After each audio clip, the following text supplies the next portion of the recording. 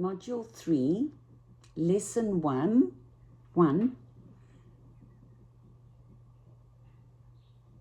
the significant recognizing when guilt is being used to control your actions. Guilt is a natural emotion, but it can be manipulated by others to influence your decisions, making you act out of obligation rather than genuine desire. Here's how to recognize when guilt is being used as a control mechanism. You feel responsible for someone else's happiness. That's a big one, hey? In relationships, from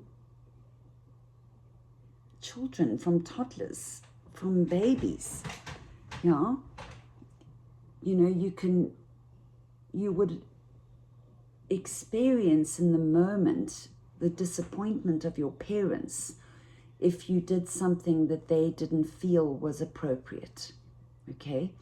So, and if you saw the pain or hurt or disappointment and energetically received that from them, not that they were doing anything to you or wanting you to feel that way, it's a natural thing that happens.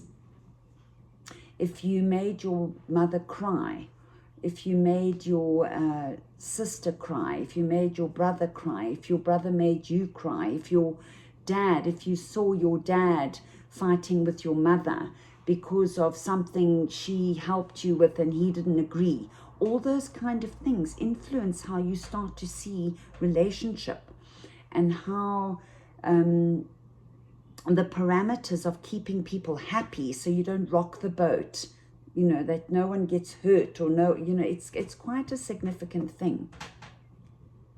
Do you feel like you must fix things for someone?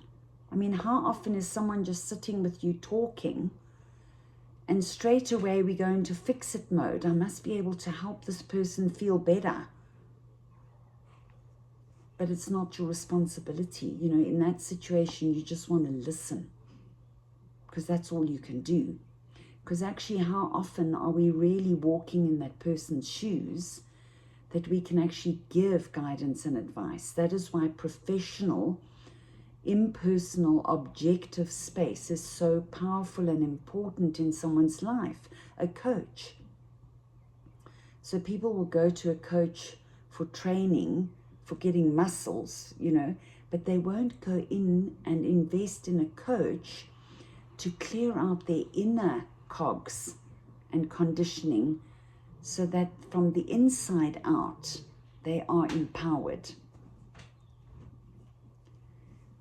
Are they making you feel like their well-being depends on your actions and who you being?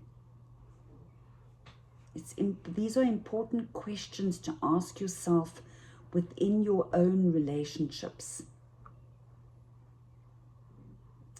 The other person plays the victim. Do they frequently express how much they struggle but never accept solutions? Do they exaggerate their helplessness to make you feel better for setting a boundary? Feel bad for setting a boundary. Sorry about that. Do they exaggerate their helplessness to make you feel bad for setting a boundary?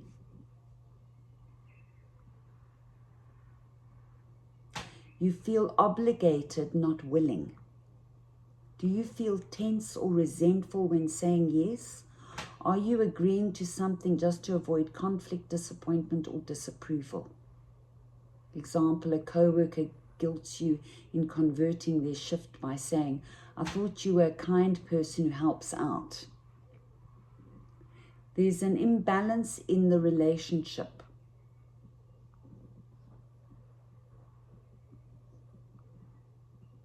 Do they only really reach out when they need something? Do they withdraw affection or act cold when you don't comply? This is a big thing, hey? In family, in intimate relationships, in close relationships, in family, in your inner circle, hey? I think this happens quite a lot. I mean, I personally can resonate with this. Okay. 5, your boundaries are dismissed or challenged. Do they make you feel selfish or for prioritizing your needs? Do they insist that it's not a big deal or you're overreacting when you express discomfort? Again, this can happen a lot.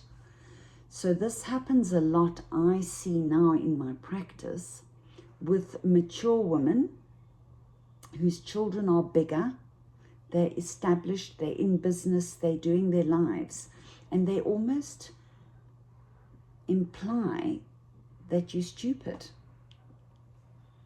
that what you know is not worth it. Like today, like, no, Mom, like we've got it all, we know it all.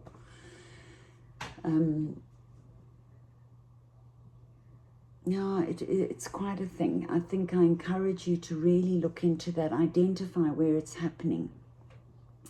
See how you feel about it. Get in touch with your feelings about it. Not because you want to be down and judgmental. I just want awareness. Awareness is powerful. When you are aware of something, you can do something about it. Okay? And you can take baby steps to re-look and reset your boundaries gently. And that can also be, like when you're consistent with what you choose for yourself, your boundaries, everyone can get comfortable with that, hey? Everyone can learn through that. I've always said it's not about what, it's about how. Your boundaries are dismissed or challenged.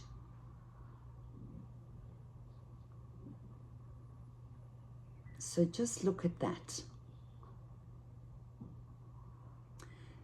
So at the end of the day, how to respond to guilt tripping, these are just a few ideas. Pause before responding, always powerful. Pause, give it space. Give yourself space to reflect before you do anything. Use clear boundaries. I'm unable to help right now. I hope you find a solution in the moment. I will give it some thought and I will come back to you. Don't justify your no. It's quite a thing. How often do people invite us out and in just saying no thank you, it's quite difficult to just say no thank you. Enjoy. No, we say no thanks, I'm unable to do it because da da da da da. Don't. No thanks. Enjoy. Next time. Yeah? Recognize manipulation. If someone consistently uses guilt to control you, reconsider the dynamics of that relationship. You know what I always say? If you've got a handful of amazing people in your life, you are rich. It's abundant. You don't need hundreds. Clean up, clear out, declutter. So that is the additional bonus for lesson 1, module 3. Sit with it. Sit quietly. Journal, journal, journal. Get clear.